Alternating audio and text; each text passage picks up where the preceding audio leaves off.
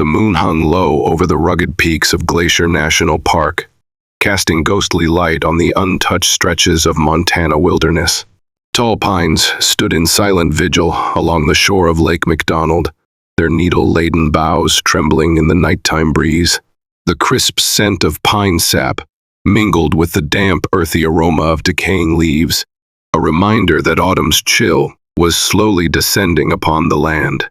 In this realm of towering evergreens, cracked granite, and endless sky, even the slightest sound could carry for miles or else vanish into the hush of the forest without a trace. Everett Morrow knew these forests well. 33 years old and newly separated from a life he had once thought was set in stone, he had sought solace in a quiet cabin near the park's edge. Growing up in Billings, he had always daydreamed about spending more time off the beaten path.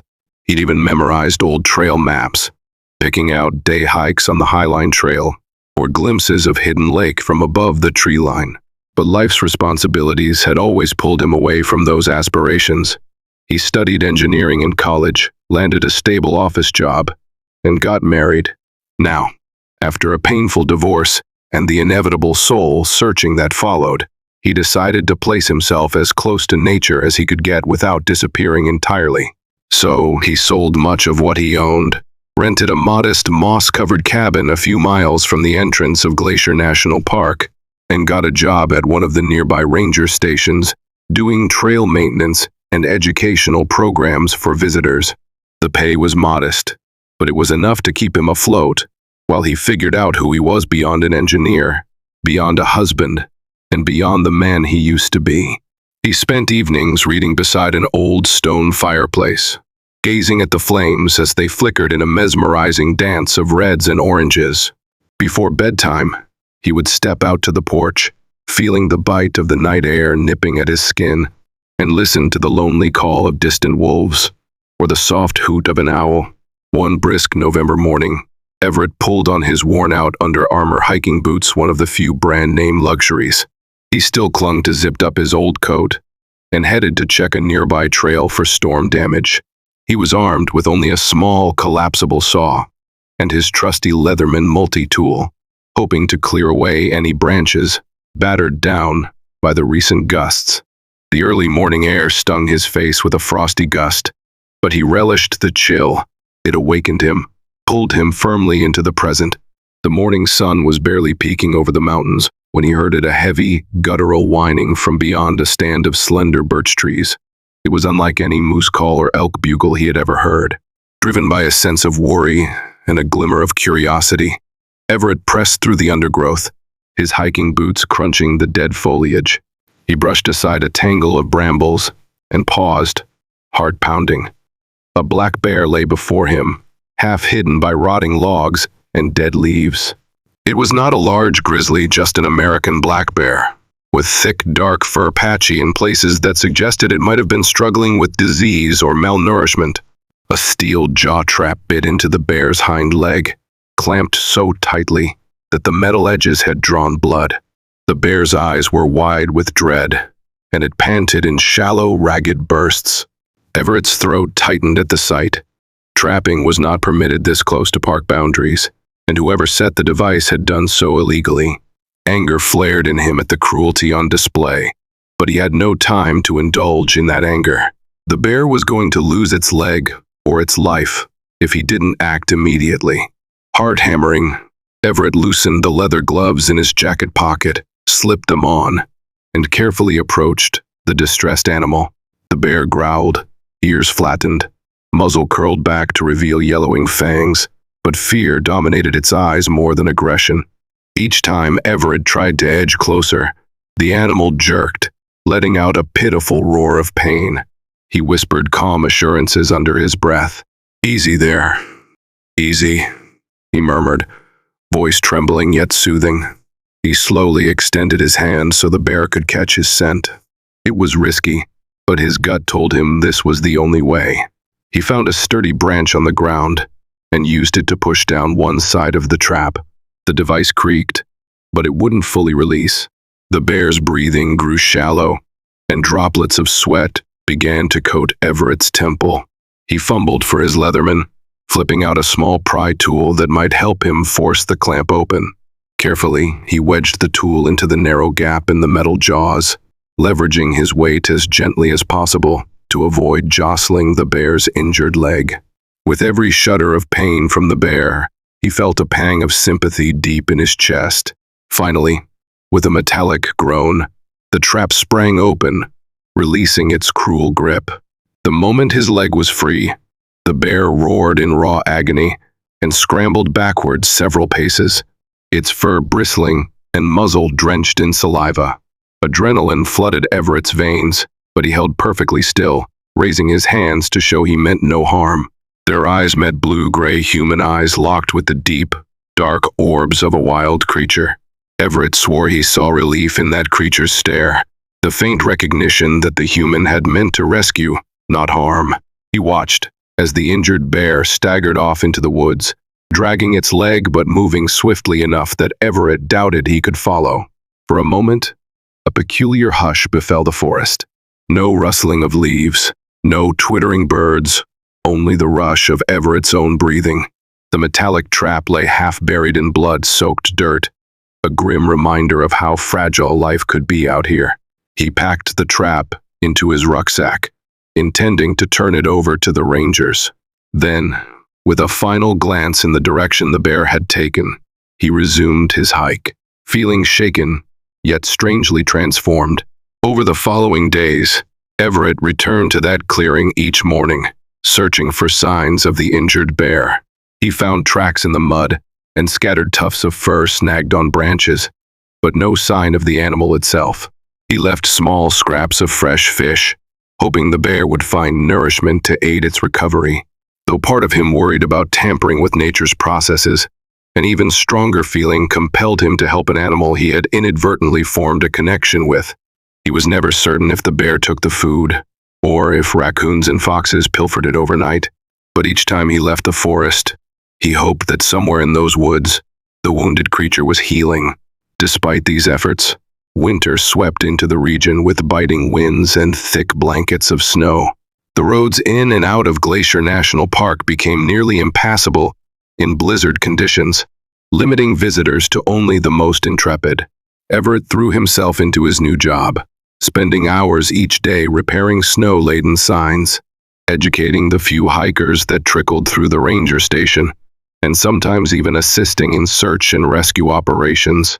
Yet, amid these duties, thoughts of the injured black bear haunted his mind. He could picture it trying to navigate the wintry forest, the biting cold stinging the open wound on its hind leg. At night, as logs cracked and spit sparks in his cabin fireplace, he found himself murmuring silent prayers for the creature's survival, though he wasn't particularly religious. Something about that encounter had changed him. Months slipped away in a blur of winter storms, star-frosted nights, and the slow rebuilding of Everett's self-esteem. Nature had become his teacher, instructing him that there was a profound beauty in resilience. He started a journal, scrawling down reflections in the flickering light each evening. Sometimes he wrote about how life had brought him to this lonely cabin. Other times, he jotted down sketches of local flora and fauna that piqued his curiosity during his daily forays. He included notes on personal growth. The act of releasing the trap was symbolic for him, a reminder that he could also free himself from the bonds of regret and heartache if he had the courage. When spring arrived, the transformation in the landscape felt like the shedding of old wounds. Melting snow revealed new grass, and delicate wildflowers, glacier lilies, and beargrass bloomed among the rocky slopes. Along with the wildlife that seemed to reawaken, so did Everett's sense of hope. He discovered an unexpected vigor within himself, a desire to live more wholly in harmony with his surroundings. Though he still felt echoes of loneliness, he had grown comfortable in the quiet patterns of his days, greeting the sunrise with a mug of coffee on the porch, or wandering the forest at dusk in search of new wonders.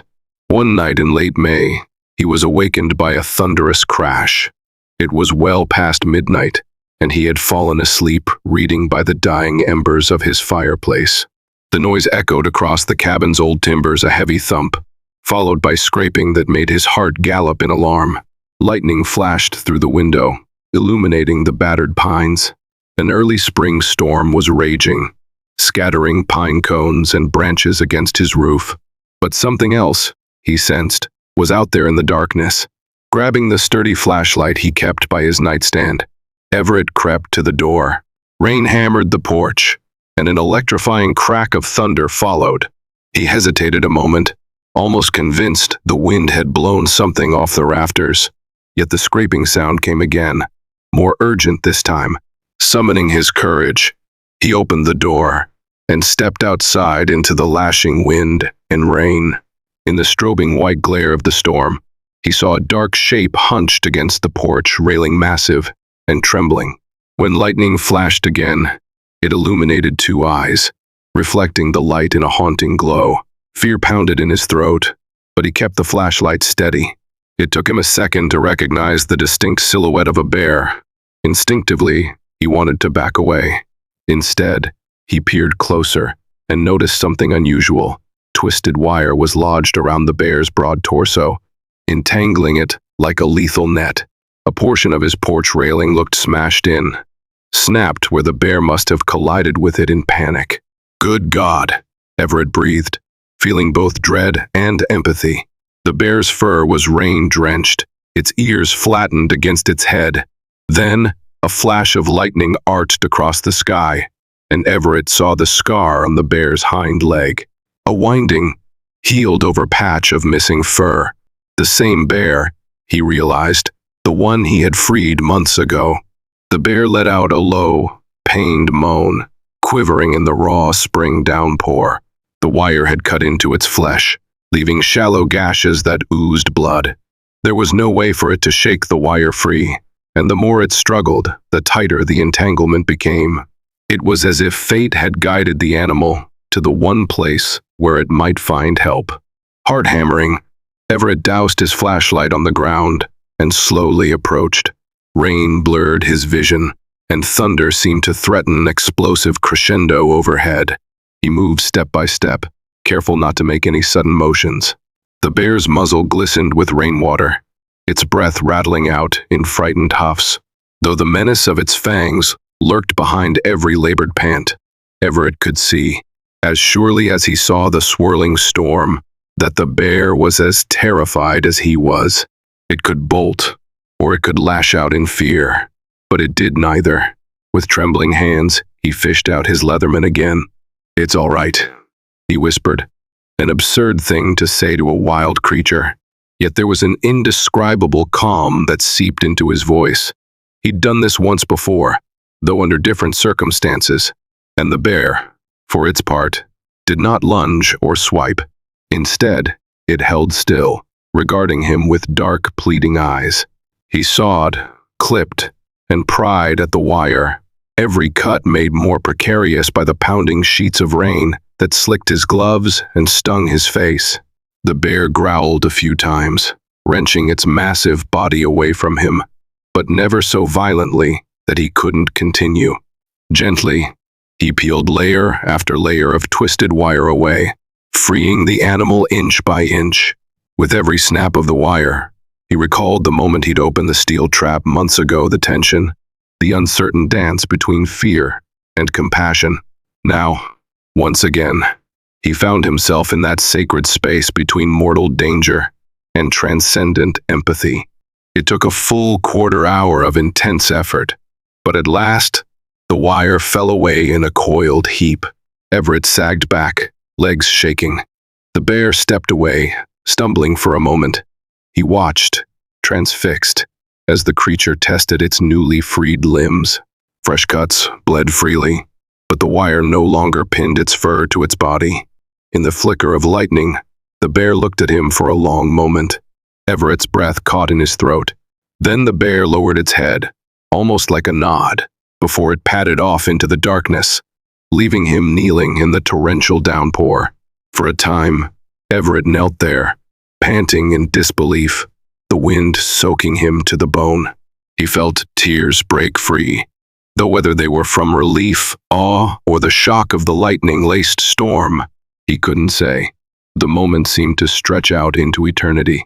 The swirling wind, the whip-like branches of the tall pines, the strobing flashes across the sky, it all felt like the climax of some greater design. The same bear he'd helped once had sought him out, or so it seemed, returning to the one human who might understand its plight.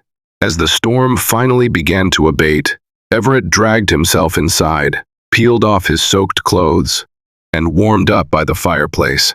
Sleep was impossible, so he sat on the wooden floor, near the crackling flames, letting the heat thaw his stiff limbs. The reality of what had happened pulsed through his mind, each beat of his heart echoing with the knowledge that he had just experienced something extraordinary. If a random encounter had led the bear to trust him enough to approach his home, could it be that empathy in the wild wasn't so far-fetched? Could it be that every small act of kindness, every moment of courage, built into something larger, bridging the gap between man and nature? He gazed at the fireplace, remembering the day he found the bear in that trap. He recalled how he felt lost and trapped himself ensnared by a divorce, weighed down by regret, tethered by the expectations of who he was supposed to be. But tonight, a deeper chord resonated within him. Instead of a tangle of regrets, he felt hope. Instead of fear, he felt purpose. He found that, in freeing the bear, he had freed himself of doubts he'd carried for so long. Over the next week, Everett made daily hikes to the areas near his cabin, searching for tracks or signs of the black bear. He found footprints in the mud and spotted gouges in tree trunks where the creature had likely rubbed its wounds. Sometimes he left a small dish of water or a few pieces of fish near a rock outcropping, checking back the following day to find them gone. Though he never again saw the bear up close, he had a sense it was still out there, healing. There was comfort in that thought. They had helped each other twice now, forging a strange but undeniable bond in the process. The cabin soon blossomed with new life. Whenever Everett found himself grappling with the ghosts of his past, he would step onto his porch, breathe in the crisp mountain air, and remember the unwavering trust in that black bear's dark eyes. It reminded him that every creature, himself included, might be wounded or trapped, yet capable of healing with the right help. He found a deeper connection to the land, and in turn, he found a deeper connection to himself. In his journal, he wrote extensively about the encounters. He described the exquisite tension of that moment in the clearing, the metallic shriek of the trap as it finally released, the silent communion they shared in the driving storm. He wrote, too, of his own personal entrapments, his fear of letting people down, his reluctance to admit he'd lived a life untrue to his deeper self. Thread by thread, word by word, he liberated his mind, coming to understand that both man and beast can be haunted by the traps set in their world, some mechanical, some emotional, all painful. A month later, as he stood on the porch, sipping coffee and staring at the horizon of emerald pines, the memory of that night gave him courage to reach out to his ex-wife, not because he wished to rekindle anything, but because he realized that holding on to bitterness was another form of being trapped. He spoke calmly, apologized for the ways he'd failed to communicate in their marriage, and wished her well. The phone call lasted less than half an hour, but by the end, both expressed gratitude for the chance to make peace. When the conversation ended, Everett felt the same clarity he had in that clearing months ago. Just as he had pried open the steel jaws for the bear and clipped away the barbed wire, he had freed himself from the self-pity and resentment that had clung to him since the divorce. He realized, in letting go, he was finally taking another step forward, and that step felt good light, unburdened, true. Summer burst across Glacier National Park in a spectacle of blooming meadows and gleaming glacier-fed rivers. Red-winged blackbirds chirped in the willows, and the days grew long and warm. In that season of renewal, Everett often thought back to the day he stumbled upon the trapped bear. He pictured the creature in good health now, prowling the vast expanse of wilderness, He occasionally saw black bears from a distance while working at the ranger station, and each time, his heart lurched with the hope of recognizing his old friend. But he knew better than to expect that lightning to strike again. Life was, after all, a tapestry of mysterious intersections, not guaranteed repetitions. His own life began to evolve in tandem with the blossoming landscape. He found new friendships with other rangers, discovered deeper satisfaction in the simple routine of guiding visitors safely through the park's trails. Sometimes, while sharing stories around campfires with hikers, he recounted his first winter in the cabin, omitting the intimate details of that remarkable night, yet emphasizing the lesson that compassion in nature is never misplaced, that the smallest action can change a life, human or otherwise. Then, one sunny afternoon while guiding a small group of tourists along a scenic overlook, something stirred in him, a distant crackle of energy along his spine. The group paused to admire the view of Lake McDonald, shimmering like sapphire glass in the midday sun, and Everett thought he caught sight of a large, dark shape loping through a meadow far below. He fumbled for his binoculars, adrenaline spiking, but by the time he raised them, the shape had vanished into the trees. He couldn't be sure if it was a bear, perhaps a moose, or a fleeting shadow cast by a passing cloud. But his heart pounded nonetheless, as though an old friend had merely stepped out of sight. He smiled to himself, lowering his binoculars and turning his attention back to the group. Whether it was that specific bear or not, no longer mattered. He would always carry the memory of its eyes, the silent acknowledgement that connected them across the species barrier. That bond had guided him to a kind of salvation he never could have found in a city penthouse or an engineering firm. He had saved the bear, and in a way, the bear had saved him. By the time autumn rolled around again, the leaves turned gold and russet, and the crisp tang of winter teased the air once more. Everett, having grown in countless subtle ways, still found solace in the hush of nature. He knew many more storms would strike, that time would bring new challenges, new pains, and new joys. But he also understood something profound. No one, not even a solitary black bear in the wilderness, is truly alone if they have once experienced the warmth of compassion. He didn't hear from the bear again, at least not directly, but occasionally, on quiet nights when the moon bathed the forest in silver luminescence, he would think he saw a colossal silhouette beyond the fringe of the pines, and in that moment, he would whisper a silent greeting, a prayer that expressed his undying gratitude for having been part of something bigger and more meaningful than he could ever articulate. The memory of that night, of the trap, and of the trust they had forged kept him company whenever loneliness threatened.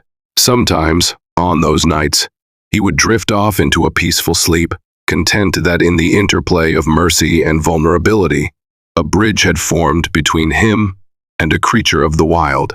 Through that shared bond, he'd found resilience, connection, and personal growth. The real trap, he understood now, wasn't made of steel or wire. It was made of the cages we build in our own hearts. Once we set ourselves free, the world opens up in ways we can scarcely imagine. And if we're lucky, a bear might just show up on our doorstep to remind us of the power of compassion, to remind us that, in the grand scheme of this mysterious existence, kindness and courage can lead us home.